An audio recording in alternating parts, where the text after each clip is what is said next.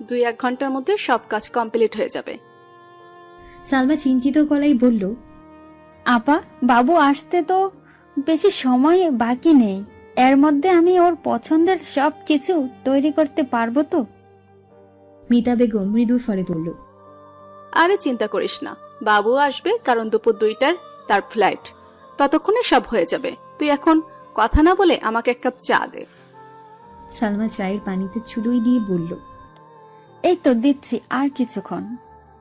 কিছুক্ষণের মধ্যে সালমা মিতা বেগমের জন্য চা বানিয়ে নিয়ে তার হাতে দিয়ে বলল, আপা, এই চা। লাবিদ বাবা আর বৌমা তারা কখন আসবে? মিতা বেগম চায়ের কাপে চুমুক দিয়ে বলল, মিতা বেগম বললেন, সন্ধ্যার পরে চলে আসবে। লাবিদের একটা মিটিং আছে বিকালে, সেটা অ্যাটেন্ড করে চলে আসবে। সালমা ছোট করে বলল। ওহ।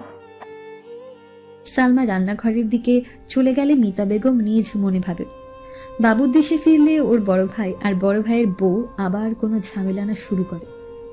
একটা আলিশান গাড়ি থেকে একজন সুন্দরী মহিলা বেরিয়ে সামনের বাড়িতে হনহনিয়ে ঢুকে যায়। বাড়ির ড্রয়িং রুমে একজন ভদ্রমহিলা বসে আছে। তার দিকে তাকিয়ে সুন্দরী মহিলা বলল, আম্মু, তোমার ছোট মেয়ে কোথায়? কখন থেকে ফোন করছি, ফোন ধরছে না কেন? ভদ্রমহিলা মেয়েটার দিকে তাকিয়ে বলল, কোথায় আবার? সে তো তার রুমের বিছানায় আরাম করে ঘুমায় আছে। আর তুই তো জানিস তোর ছোট বোন 10টার আগে ঘুম থেকে ওঠে না। এখন তো সবে 8টা বাজে। আর 2 ঘন্টা অপেক্ষা কর, তারপর তার দেখা মিলবে। মেয়েটা ভদ্রমহিলার দিকে তাকিয়ে বলল, আম্মু, তুমি তোমার ছোট মেয়েকে কিছু বলো না কেন? কয়েক ঘন্টা পর ইভানের ফ্লাইট ল্যান্ড করবে, আর তোমার মেয়ের কোনো কাণ্ডজ্ঞান নেই। এখানে সে পড়ে পড়ে ঘুমাচ্ছে। ভদ্রমহিলা মৃদু স্বরে বলল, লিমা, একদম তোর মতো হয়েছে। বিয়ের আগে তুই তো এমন ছিলি, হাজার ডেকেও তোকে সকালবেলা ঘুম থেকে তোলা যেত না।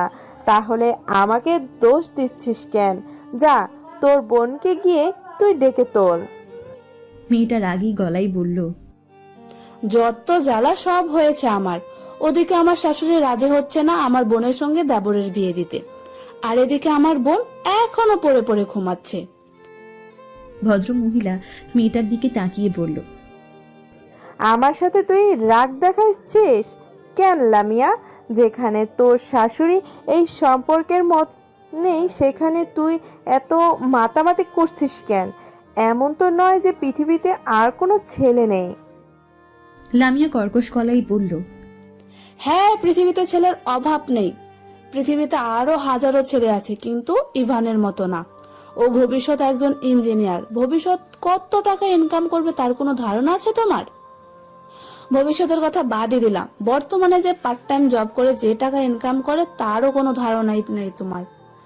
আমি তো এত কিছু আমার নিজের জন্য করছি না, সবকিছু লিমার ভালোর জন্য করছি। ও যেন ভবিষ্যতে ভালো থাকে।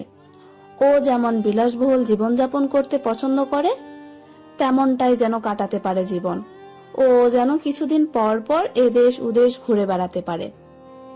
লামিয়ার মা মৃদু স্বরে বলল, সবকিছু টাকা দিয়ে বিচার করতে নেই, এ কথা আমি তাদের 1000বার বুঝিয়েছি।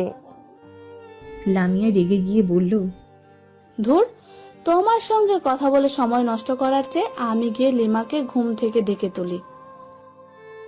লামিয়া ওর মায়ের আর কোনো কথা না শুনে ওখান থেকে চলে যায়। লামিয়া মা লামিয়ার যাওয়ার দিকে তাকিয়ে ছোট্ট নিঃশ্বাস ফেলে। তিনি আজ হারে হারে টের পাচ্ছেন তিনি তার বড় মেয়েকে মানুষ করতে পারেননি। ছোটবেলায় তো তার মেয়ে এমন ছিল না, আর এখন হিংসে লোভ বাসা বেঁধেছে তার মেয়ের মনে। যে মেয়ে তার সাথে কখনো উঁচু গলায় পর্যন্ত কথা বলেনি, আর এখন সে তার সাথে রাগারাগি করে। কত পরিবর্তন হয়ে গেছে সেই ছোট্ট মেয়েটা তার। এখন তার কথা শুনতেও বিরক্ত লাগে ওর। এসব ভেবে লামিয়ার মা দীর্ঘশ্বাস ফেলে। দুপুরের পরপরই ধারা আর জোনাকি চলে এসেছে ধারার নানার বাড়িতে। ধারাকে দেখে তাদের খুশির অন্ত নেই। ধারার 2 মামা আর 1 খালামণি। খালামণি তার শ্বশুর বাড়ি ঢাকাতে থাকে। ধারার বড় মামার 3 সন্তান। বড় মেয়ে মিনু, তারপর ছেলে মিজান, তারপর ছোট মেয়ে মনি। বড় মেয়ের বিয়ে হয়ে গেছে। ছোট মামার 2 মেয়ে, বড় মেয়ে লতা এবং ছোট মেয়ে পাতা। এই নিয়ে সংসার তাদের। ধারা ওর বড় ভাই বোনদের সঙ্গে বাড়ির আশেপাশে ঘুরে বেড়াচ্ছে। ধারাকে পেয়ে যেন ওদের কথা শেষ হচ্ছে না। ঘুরতে ঘুরতে ধারার ছোট মামার ছোট মেয়ে পাতা বলল, হ্যাঁ নিব খেলতে, তুমি খেলবে আমাদের সঙ্গে? আপু আজকে নৌকায় করে ঘুরবো, অনেক দিন হয়েছে আমরা কেউ নৌকায় করে ঘুরি না। চলো না আপু, তুমি সঙ্গে থাকলে দাদা ভাই আমাদের কাউকে কিছু বলবে না। ধারার বড় মামার ছোট মেয়ে মনি বলল, হ্যাঁ ধারা, চল না, তুই আমাদের সঙ্গে গেলে দাদা ভাই আমাদের কাউকে কিছু বলবে না। ধারা ওদের দিকে তাকিয়ে বলল, আজ ঘোরাঘুরি করতে ইচ্ছে করছে না, কাল নয় বিকেলে সবাই একসাথে ঘুরতে যাব। আজ না হয় আমরা বাড়িতে বসে মজা করি, কি বলিস তোরা? ধারার কথায় সবাই রাজি হয়। কিছুক্ষণ আশেপাশে ঘোরাঘুরি করে বাড়ি ফিরে সবাই। দুপুরে রান্না করেছে দুই মামি মিলে একসঙ্গে, সাথে অবশ্য জোনাকি ভাবিও আছে। জোনাকি ভাবি এসে সবার কাজে হাত লাগানো শুরু করে দিয়েছে। জোনাকি ভাবিকে বাড়ির সবাই খুব পছন্দ করে, আর এই পছন্দ করবেই না কেন? এমন একটা মিষ্টি মেয়েকে পছন্দ না করে কি থাকতে পারে কেউ? দুপুরের গোসল করবে, কিন্তু এই নিয়ে দুই দলের মধ্যে ঝগড়া চলছে। মনি আর লতা বলছে পুকুরে গোসল করবে, কিন্তু মিঝান আর পাতা বলছে নদীতে যাবে। এই নিয়ে দুই দলের মধ্যে প্রচন্ড ঝগড়া। ধারা অসহায়ের মতো দাঁড়িয়ে আছে ওদের মাঝখানে, যাদের পক্ষ নেবে তাতেই সে বিপদে পড়বে। ওদের ঝগড়ার মাঝে বড় মামি এসে ধমক দিয়ে পড়ল, এই তোরা কি শুরু করেছিস? গোসল করবি তো এক জায়গায় গিয়ে করলেই তো হয়, এই নিয়ে এত চিল্লাপাল্লা করার কি আছে? বড় মামি ধমক শুনে সবাই চুপ হয়ে যায়। ধারা ওদের দিকে তাকিয়ে বলল, আজ আমরা পুকুরে গোসল করি, কাল না হয় আমরা নদীতে গোসল করব। পাতা চোখগুলো ছোট ছোট করে বলল, আমি পুকুরে তো সবসময় গোসল করি, আজ চলো না নদীতে, দেখো খুব মজা হবে। ধারা মৃদু স্বরে বলল, তা হবে কিন্তু। ধারার কথা সম্পূর্ণ করতে না দিয়ে বড় মামি বলল, দাঁড়া তো, বলছে কাল যাবে তোদের সঙ্গে নদীতে গোসল করতে, তাহলে এমন করছিস কেন মেয়েটার সঙ্গে? মেয়েটা সবে আজ আমাদের বাড়িতে এসেছে, আর আজকে মেয়েটার সঙ্গে এমন শুরু করলে? পাতা মন খারাপ করে বলল, ঠিক আছে, আজ না হয় পুকুরে গোসল করে নিব, কিন্তু কালকে যদি আপু আমাদের সঙ্গে নদীতে না যায় তাহলে দেখে নিও আমি কি করি। পাতা এটুকু বলে হনহনিয়ে পুকুর পাড়ের দিকে চলে যায়। পাতার এমন রাগ দেখে সবাই হেসে দেয়। ডিসেম্বর মাসে শীতের হাড় কাঁপতে থাকার কথা থাকলেও উল্টে আরো ডিসেম্বর মাসে চৈত্র মাসের মতো ঘেমে যাচ্ছে ধারা। হাতের উল্টো পিঠ দিয়ে কপালের গলার মুছতে মুছতে সামনের দিকে এগোচ্ছে ধারা। মাথাটা ভীষণ গরম হয়ে আছে। গিয়েছিল ভাবির সাথে একসঙ্গে বেড়াতে, কিন্তু ফিরতে হয়েছে একা একা। গতকাল রাতে বড় ভাইয়া গিয়ে ভাবিকে নিয়ে রওনা হয় তার শ্বশুর বাড়ির উদ্দেশ্যে। ভাইয়ার মুখে শোনাচ্ছে ভাবির আম্মু নাকি হঠাৎ অসুস্থ হয়ে পড়েছে। এই নিয়ে খারাপ লাগলেও আবার রাগ হচ্ছে তাকে একা একা এত দূরে পথে আসতে হলো। দুই মামা কাজের স্বার্থে শহরে গেছে। বাড়িতে আর কোনো পুরুষ মানুষ না থাকায় ধারা একাই চলে গেছে। অবশ্য ধারার নানা অনেকবার বলেছিল ওকে এগিয়ে দেওয়ার কথা, কিন্তু তারা তাকে নিষেধ করে একাই চলে গেছে। ধারা বিরক্ত হয়ে খোলা আকাশের দিকে তাকায়। আজ সূর্যি মামা যেন ওর সাথে শত্রুতা শুরু করেছে। তা না হলে এই শীতের দুপুরে রাত উত্তাপ ছড়ানোর মানে কি? ধারা হাতের ছোট ব্যাগটা নামিয়ে রাস্তার পাশে ঘাসের উপর রাখে। ওড়না দিয়ে মুখে লেগে থাকা ঘামের বিন্দুগুলো মুছে ব্যাগটা হাতে নিয়ে হাঁটতে শুরু করে। গলাটা শুকিয়ে গেছে সেই কখন, পানির তৃষ্ণায়। আশেপাশে কোনো দোকানও নেই। বাজার পেরিয়েছে সেই অনেক আগে।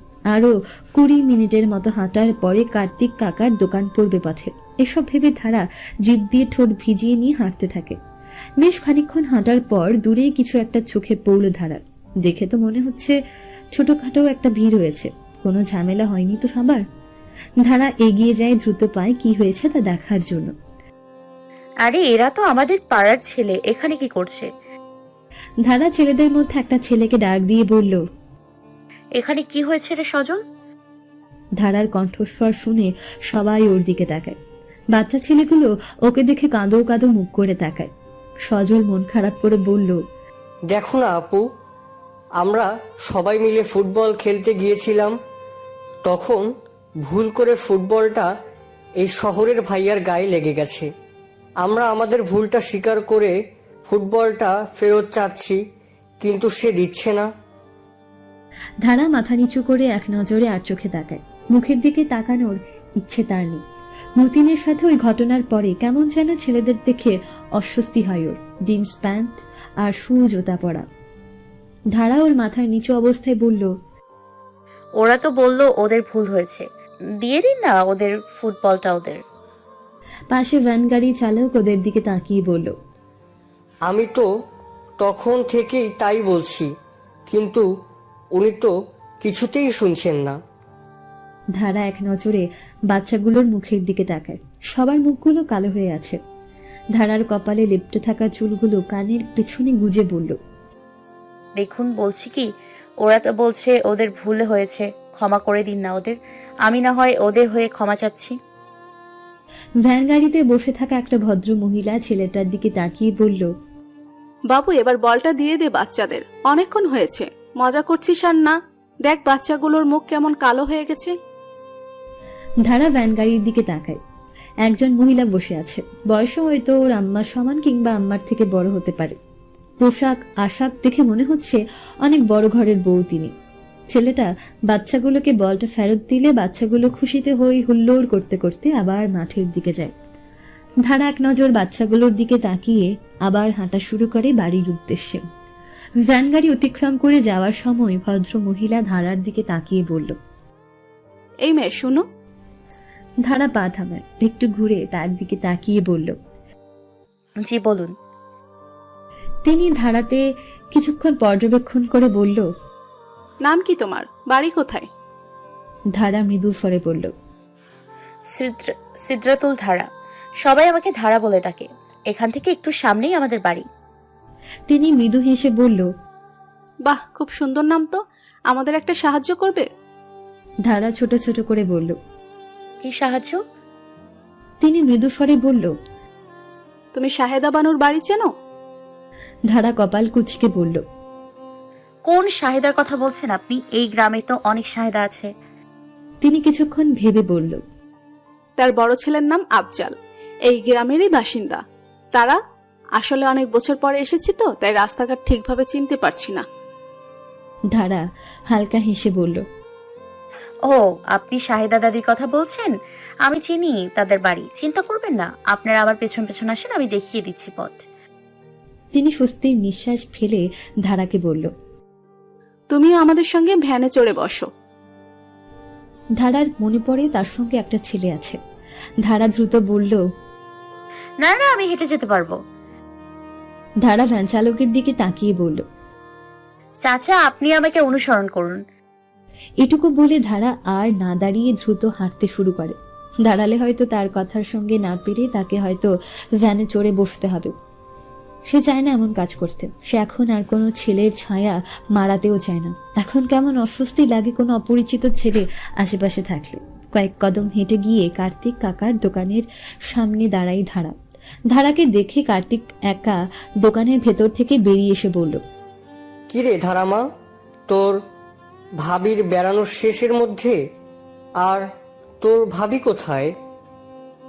ধারা ঠোঁটে হাসি টেনে বলল, তার শেষ বেড়ানো। ভাবি তার বাবার বাড়িতে গেলে। পরে তুমি তোমার অন্য প্রশ্নগুলো করো। আগে আমাকে এক গ্লাস পানি দাও, বড্ড পানি পিপাসা পেয়েছে। কার্তিক দোকানের ভেতরে গিয়ে তাড়াতাড়ি ধারাকে পানি দিয়ে বলল, এই আগে বসে পানি খা। ধারা পানির গ্লাস শেষ করে মৃদু স্বরে বলল, বাঁচালে তুমি আমাকে কার্তিক কাকা। আজ যা গরম পড়েছে তাতে জান যায় যা অবস্থা। এখন জলদি বলো, তোমার আর কি কি প্রশ্ন বাকি আছে? কার্তিক কাকা ছোট করে বলল, বলছি, তোর ভাবি মানে আমাদের বৌমা কোথায়? সেও তো তোদের সঙ্গে গিয়েছিল। ধারা মৃদু স্বরে বলল, ভাবির বাবা কাল হঠাৎ করে অসুস্থ হয়ে পড়ে। ভাইয়া গিয়ে ভাবিকে নিয়ে তার শ্বশুর বাড়িতে গিয়েছে। আমার ওখানে ভালো লাগছিল না, তাই আমি সকালেই চলে এসেছি। কার্তিক কাকা চিন্তিত গলায় বলল, সে কি, এখন কেমন আছে বৌমার বাবা? ধারা হাতের ব্যাগটা নিয়ে বলল, সে এখন আগে থেকে ভালো আছে, চিন্তার কোনো কারণ নেই। আমি এখন যাই, ওদিকে রাস্তায় একজনকে দাঁড় করিয়ে রেখে আসছি। ধারা কার্তিক কাকার উত্তরের অপেক্ষা না করে তাড়াতাড়ি রাস্তায় এসে ভদ্রমহিলার দিকে তাকিয়ে বলল, দুঃখিত, আমি আপনাদের বলে যাইনি। আমার বলে যাওয়া উচিত ছিল। আসলে খুব পানি পিপাসা পেয়েছিল, তাই তাড়াতাড়ি করে চলে গেছে কার্তিক কাকার দোকানে। ভদ্রমহিলা হালকা হেসে বলল, আমি বুঝতে পেরেছি তখন তোমাকে দেখে। এত সরি বা দুঃখিত বলার কিছু হয়নি। ধারা হেসে দিয়ে বলল, চলুন তাহলে এবার যাওয়া যাক। ভদ্রমহিলার পাশে বসে থাকা ছেলের দিকে এক নজর তাকিয়ে মাথা নাড়িয়ে হ্যাঁ বোধক সম্মতি জানায়। দুপুরের কাঁটফাঁটা রোদের মধ্য দিয়ে হেঁটে চলেছে ধারা। হাঁটার মাঝে হাতের উল্টো পিঠ দিয়ে কয়েকবার নিজের কপালের ঘাম মুছে নিয়েছে ধারা। ভ্যান চালক ধারার গতি অনুসরণ করে তার পেছন পেছন ধীরে সুস্থে গাড়ি চালিয়ে যাচ্ছে। ভ্যান চালক সেও গরমের দৌলতে ঘেমে নিয়ে একাকার হয়ে গেছে। তার গায়ের গামছা দিয়ে বার কয়েক ঘাম মুছেছে তিনি। ধারা আরো মিনিট তিনেক হাঁটার পরে পা থামায়। ধারা ভদ্রমহিলার দিকে তাকিয়ে ইশারায় রাস্তার পাশের বাড়িটা দেখিয়ে দিয়ে বলল, এই বাড়িটা শাহেদা দাদিদের। আমি এখন যাই, শাহেদা দাদি আমাকে দেখলে আর ছাড়তে চাইবে না। ভদ্রমহিলা মৃদু স্বরে বলল, সে কি কথা? তুমি কষ্ট করে আমাদের এত দূর পৌঁছে দিলে আর তুমি এখনই চলে যাবে? না না, তা হয় না, তুমি চলো আমাদের সাথে। ধারা তাড়াতাড়ি করে বলল, না না, আমি এখন যেতে পারবো না, খুব দেরি হয়ে গেছে। আম্মা হয়তো চিন্তা করছে আমার জন্য। আমি আসি এখন। ভদ্রমহিলা হালকা হেসে বলল, তা না হয় বুঝলাম, কিন্তু তোমার বাড়ি এখান থেকে কত দূর? ধারা ধীর গলায় বলল, এখান থেকে 6টা বাড়ির পরেই আমাদের বাড়ি। আমি আসি এখন, দেরি হয়ে যাচ্ছে যে আমার। ভালো থাকবেন আপনারা। এই কথাটুকু বলেন ধারা আর দাঁড়ায় না, ব্যস্ত পায়ে হাঁটতে শুরু করে। চোখের পলকে আঁকা বাঁকা পথে হারিয়ে যায় ধারা। ওদের কথার মাঝে ছেলেটা ভ্যান চালকে টাকা পরিশোধ করে। ভদ্রমহিলা তার পাশের ছেলেটার দিকে তাকিয়ে বলল, চল বাবু, বাড়ির ভেতরে। ছেলেটা মৃদু হেসে মাথা দুলিয়ে তার সাথে যায়। ধারা দুপুরে খেয়ে দিয়ে ঘুমিয়ে পড়ে। বড্ড ক্লান্ত লাগছে আজ তার। সূর্য মামা ডোবার আগে ধারার আব্বা যান আর আম্মা ধারার ভাবির বাড়িতে যাবে, ভাবির বাবাকে দেখতে। ধারারও যাওয়ার ইচ্ছে আছে, কিন্তু শরীরের ক্লান্তির জন্য আর যাওয়া হচ্ছে না। ধারায় সব ভাবতে ভাবতে ঘুমের রাজ্যে হারিয়ে যায়, কিন্তু ঘুম আর বেশিক্ষণ সইল না ধারার চোখে। ফোনের জোরালো শব্দে হুড়মুড়িয়ে ঘুম থেকে উঠে বসে ধারা। কাঁচা ঘুম ভেঙে যাওয়ার কারণে মেজাজ খারাপ হয়ে গেছে ধারার। ইচ্ছে করছে এই প্রাণহীন ফোনটাকে আছাড় মেরে ভেঙে ফেলতে। একটু দয়া মায়া নেই ফোনটার মাঝে। কোথায় বেচারি একটু ঘুমিয়েছে, সবে তাকে ঘুমানোর সুযোগ করে দেবে তা না, করে আরো শব্দ করে তার ঘুম ভাঙাতে। বিড়বিড় করতে করতে বিছানা থেকে উঠে পড়া টেবিলের কাছে যায় ধারা। জান্নাত ফোন করেছে। একে তো আর সাধে জাহান্নামের শয়তান বলে ডাকে না ধারা, সবসময় শুধু শয়তানি আর শয়তানি। বিগড়ে যাওয়ার মেজাজে ফোনে রিসিভ করে ধারা। কোনো কথা না বলে চুপ করে থাকে ধারা। উপাস থেকে উৎকণ্ঠায় হয়ে জান্নাত বলল, জানু জানু জানু, আমি কাল বিকেলে গ্রামে আসছি। ধারার ঠোঁটে হাসি ফোটে। তা প্রকাশ না করে বলল, এইটুকু কথা বলার জন্য তুই আমার কাঁচা ঘুমটা ভেঙে দিয়েছিস? জান্নাত না জানার ভান করে বলল, তুই ঘুমিয়েছিলি বুঝি? ধারা দাঁতে দাঁত চিপে বলল, না ফুটবল খেলছিলাম। খেলবি? জান্নাত হাসি আটকে রেখে বলল, না রে, আমি তো ফুটবল খেলতে পারি না, ক্রিকেট হলে না হয় ভেবে দেখতাম। ধারা রাগ দেখিয়ে বলল, তুই আমার কাঁচা ঘুম ভাঙিয়ে এখন আবার ফাজলামি করছিস? জান্নাত মৃদু স্বরে বলল, আরে না না, আমার কি আর সেই যোগ্যতা আছে আপনার মতো মহামুরব্বীর সাথে ফাজলামি করার? একবার চিন্তা করে দেখুন, কোথায় আপনি আর কোথায় আমি? আমি একটা নির্বোধ শিশু। ধারা জান্নাতের কথায় তীব্র প্রতিবাদ করে বলল, তুই নির্বোধ শিশু? চাচা চাচি ঠিক সময় তোকে বিয়ে দিলে তো এতদিনে হয়তো আমি খালামণি হয়ে যেতাম। জান্নাত মুখ বাঁকা করে বলল, বলছে আপনাকে। যাই হোক শুনুন, বাবার অফিসে একটা দরকারি কাজ পড়ে গেছে। মা বাবাকে একা ছাড়বে না, তাই আমরাও কাল ফিরে আসছি। তখন এসে বোঝাবো কে খালামণি হবে আর কে মা। এটুকু কথা বলে জান্নাত ফোন কেটে দেয়। ধারা ফোনের স্ক্রিনের দিকে তাকিয়ে হাসে। বেশ মজা পেয়েছে সে জান্নাতকে খেপিয়ে দিয়ে। তার কাঁচা ঘুম ভাঙানোর শাস্তি স্বরূপ জান্নাতকে বেশ জব্দ করতে পেরেছে সে। ধারা ঠোঁটে হাসি নিয়ে ঘরের বাইরে বের হয়। এখন আর তার ঘুম আসবে না। শুধু শুধু শুয়ে থাকে, সময় নষ্ট করার কোনো মানেই হয় না। ধীর পায়ে গিয়ে ধারা দাদি আম্মার ঘরের সামনে দাঁড়ায়। প্রথমেই চোখ যায় টেবিলের উপরে রাখা আচারের বয়মের দিকে। দুপুরবেলা কড়া রোদের সময় এগুলো উঠোনে রোদে দেওয়া ছিল। তখন শরীরের ক্লান্তির জন্য সেদিকে খেয়াল করতে পারেনি, কিন্তু এখন যে খুব লোভ হচ্ছে এগুলো খাওয়ার জন্য। উকি দিয়ে দেখে ধারা দাদি আম্মা ঘুমিয়ে পড়েছে। ধারা স্বস্তির নিঃশ্বাস ফেলে পা টিপে ঘরের ভেতর ঢুকে ডান বাম এক নজর তাকিয়ে পা টিপে টেবিলের কাছে যায়। 3-4 রকমের আচারের বয়ম, কোনটা রেখে কোনটা নেবে ভাবতে শুরু করে ধারা। দাদি আম্মা হাতের আচার মানেই তো অমৃত, না আর বেশি ভাবা যাবে না। দাদি আম্মা একবার ঘুম থেকে উঠে পড়লে আর আচার খাওয়া হবে না। সবার প্রথমে থাকা চালতার আচারের বয়াম হাতে তুলে দেয়। এক নজর তাকালো ঘুমন্ত দাদি আম্মার দিকে। আহ, কি শান্তিতে ঘুমোচ্ছে সে। এদিকে যে তার স্বাদের চালতার আচার ছিনতাই হয়ে যাচ্ছে, সেদিকে তো আর তার কোনো হুঁশ নেই। আগের বারের মতো পা টিপে ঘর থেকে বেরিয়ে যায় ধারা। উঠোনের মাঝে এসে দাঁড়ায়। ডান হাতে আচারের বয়ম ধরে বাম হাতটা বুকে রেখে জোরে নিঃশ্বাস ফেলে ধারা। আশেপাশে তাকিয়ে দেখে পরিবেশ ঠান্ডা। ধারা আচারের বয়াম হাতে নিয়ে ব্যস্ত পায়ে চলে যায় পুকুর পাড়ে। ধারা ঠোঁট চেপে হাসছে। দাদি আম্মা সে কখন থেকে তার চালতার আচারের বয়াম খুঁজে যাচ্ছে। কখনো এই ঘর তো কখনো সেই ঘর, কিন্তু তা কি আর খুঁজে পাবে দাদি আম্মা? সে আচার তো কখন শেষ হয়ে গেছে। পুকুর পাড়ে যে বাচ্চাগুলো খেলছিল তাদের নিয়ে ভাগাভাগি করে খেয়ে ফেলেছে আচার। দাদি আম্মা প্রথমে বুঝতে পেরেছে আচারের বয়াম ধারা সরিয়েছে, কিন্তু ওর ঠোঁটে হাসি দেখে মিথ্যে বয়াম খোঁজার অভিনয় করে যাচ্ছেন তিনি। ধারা সামনে এসে অসহায় হতাশার সুরে বলল, এত করে খুঁজলাম, কোথাও পেলাম না বয়মটা। মনে হয় গেছো বিড়ালের বয়মটা নিয়ে গেছে। ধারা রাগিয়ে চোখে তাকিয়ে বলল, তুমি কখনো গেছো বিড়াল দেখেছো? আর সত্য অনুসন্ধান না করে কাউকে কিছু বলা ঠিক নয়, এ কথা জানো না তুমি? দাদি আম্মা মৃদু স্বরে বলল, দেখছি তো, আমাদের বাড়িতে একটা আছে। একদিন সময় করে তোকে আর তার সাথে পরিচয় করে দেব। ধারা ওর দাদি আম্মার কথা বুঝতে পেরে মুখ বেঁকিয়ে চলে যায় ওখান থেকে। দাদি আম্মা তা দেখে হেসে দেয়। মিতা বেগম চায়ের কাপে চুমুক দেয়। সামনে তার ছোট ফুপু বসে আছে। ছোট ফুপুর বাড়িতে এসেছে পর থেকে তাদের আতিথেয়তার ত্রুটি রাখছে না কেউ। প্রথমে অভিমান করে থাকলেও পরে অভিমান ভেঙে যায় মিতা বেগমের ছোট ফুপুর। ইভানকে নিয়ে খুশির অন্ত নেই তাদের মাঝে। শাহিদা বানুর 3 ছেলে 1 মেয়ে, সবারই বিয়ে করে ভরা সংসার। স্বামী মারা গেছে সে অনেক বছর হলো। তার বড় ছেলে আফসার, মেজ ছেলে জামাল, ছোট ছেলে জলিল। তার মেয়েকে বিয়ে দিয়েছে 2 গ্রাম পরে। সন্ধ্যের পরে শাহিদা তার ঘরে বসে মিতা বেগমের হালচাল জিজ্ঞেস করে। শাহিদা বানু পান চিবিয়ে খেতে খেতে বলল, হ্যাঁ রে মিতা, তোর আইতে কোনো অসুবিধা হয় নাই তো? সেই কবে না কবে আইছিলি গ্রামে, আর অহন আইসিস আবার। মিতা বেগম চায়ের কাপে শেষ চুমুক দিয়ে বলল, তা তো একটু হয়েছে, কিন্তু মাঝপথে তোমাদের গ্রামের একটা মেয়ে আমাদের সাহায্য করে, তাই বেশি সমস্যা হয়নি আমাদের তোমাদের বাড়ি চিনতে। শাহিদা বানু চোখ ছোট ছোট করে বলল, কোন মাইয়া আবার তোকে সাহায্য করছে? নাম কি তার? বাড়ি কই? মিতা বেগম চায়ের কাপটা বিছানার উপর রেখে বলল, বাড়ি কোথায় তা তো আমি চিনি না, কিন্তু বলেছে তোমাদের বাড়ি থেকে 6টা বাড়ি পর ওদের বাড়ি। আর মেয়েটার নাম হলো ধারা।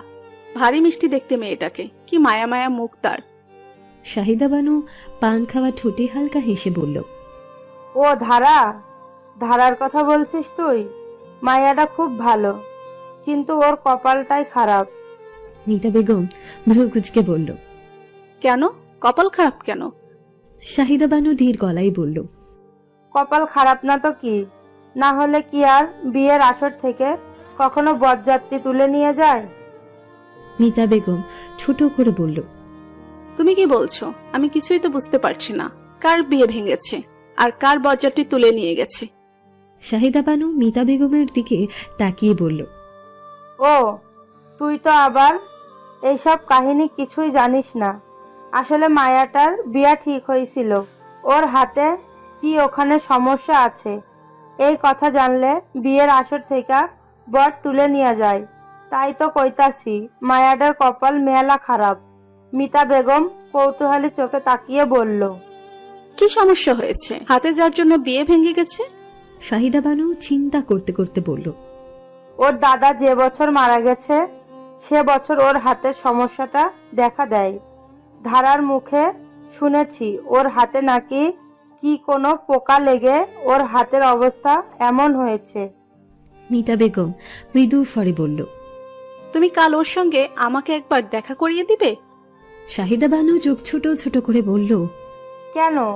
ওর সাথে দেখা করে কি করবি? মিতা বেগম ছোট ছোট করে বলল, ওর সাথে কিছুক্ষণ কথা বলবো, এই আর কি।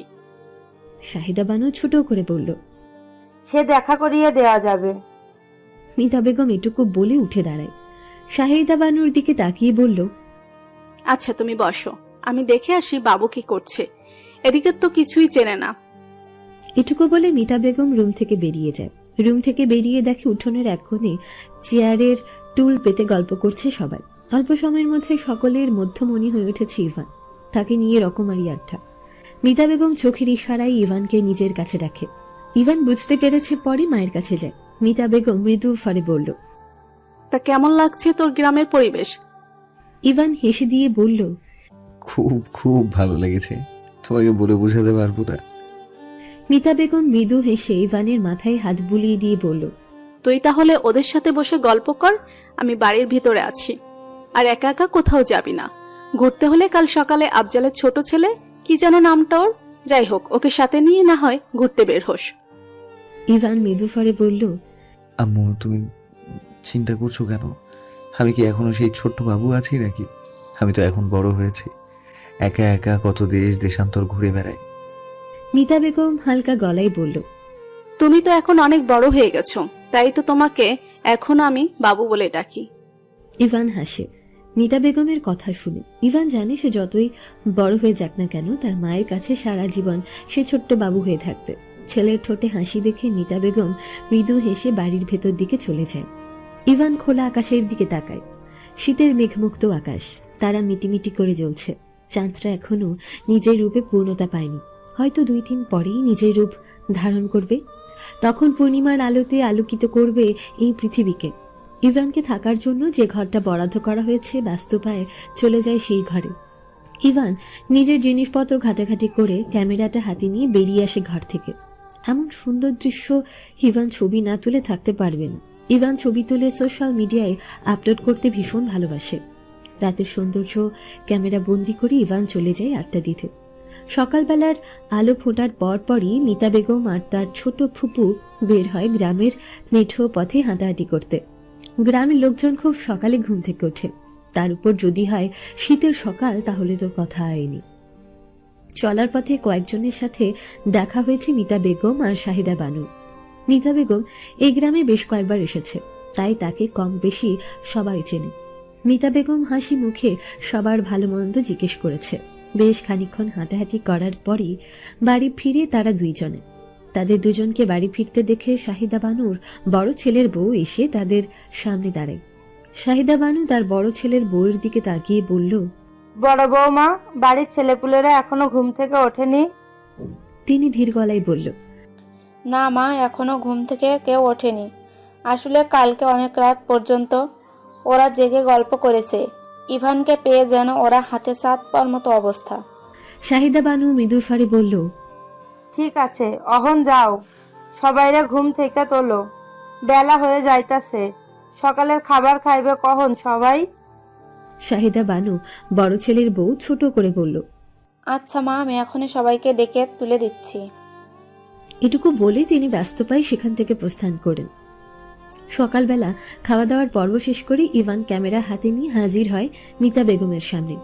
মিতা বেগম তখন রান্নাঘরে বেতের মোড়া পেতে বাড়ির বউদের সাথে কথা বলছিল। ইভান মিতা বেগমের পেছনে দাঁড়িয়ে ছোট করে বলল, আম্মু। পেছনে ফিরে তাকায় মিতা বেগম। সেজে গুজে একদম বাবু হয়ে এসেছে ইভান। মিতা বেগম ইভানকে পা থেকে মাথা পর্যন্ত একবার দেখে ধীর গলায় বলল, হ্যাঁ বল, কোথাও যাচ্ছিস তুই এখন? ইভান বাচ্চাদের মতো মাথা তোলায়। তা দেখে মিতা বেগম মৃদু হেসে দিয়ে বলল, শোন, ঘুরতে যাচ্ছিস ভালো কথা, দূরে কোথাও যাবি না, আশেপাশে ঘুরে দেখবি, আর বাড়ির কাউকে সাথে নিয়ে যাস। ইভান হাসে তার মায়ের এমন ধারা কথা শুনে। ইভান মাথা দুলিয়ে তার কথার সম্মতি জানিয়ে পা বাড়ায় বাড়ির বাইরের দিকে। গ্রামে সকালের পরিবেশ মুগ্ধ করেছে ইভানকে। চোখ বুলায় চারপাশে। ইভানের সঙ্গে এসেছে আফজাল মামার ছোট ছেলে কাইস। কাইস সবকিছু ঘুরিয়ে ঘুরিয়ে ইভানকে দেখাচ্ছে। যেদিকে তাকাই শুধু সবুজ আর সবুজে ঘেরা। ইভান একে একে সবকিছুই ক্যামেরা বন্দি করছে। ক্যামেরা হাতে নিয়ে তাকায় আকাশের দিকে। আকাশের সাদা গুচ্ছ গুচ্ছ মেঘ ভেসে বেড়াচ্ছে, অসম্ভব সুন্দর লাগছে দেখতে। ইভান এক মনে তাকিয়ে সেই সৌন্দর্যের দিকে উপভোগ করতে থাকে। গুটি গুটি পায়ে ধারা গ্রামের মিঠো পথ দিয়ে হেঁটে যাচ্ছে। সূর্যমামা এখনো ঠিকভাবে তার উত্তাপ ছড়াতে শুরু করেনি। ডিসেম্বর মাস, অন্য বছরগুলোর তুলনায় এবছর একটু কমই শীত পড়েছে দেশে। ভোরের দিকে একটু ঠান্ডা ঠান্ডা আবহাওয়া থাকায় ধারার চাচি আম্মা ওর গায়ের চাদর জড়িয়ে তারপরে বাড়ি থেকে বের হতে দিয়েছে। অবশ্য সূর্য উঠে যাওয়ার পরে শীত নেই বললেই চলে। ধারা পা থামায় মাঠের কাছে এসে, ভুরু কুচকে মাঠের দিকে তাকায়। কি করছে ছেলেটা এখানে? দাঁড়িয়ে থেকে খুঁটিয়ে দেখছে ছেলেটাকে। ছেলেটার পাশে পরিচিত মুখ দেখতে পায়। ধারা গলা ছেড়ে বলল,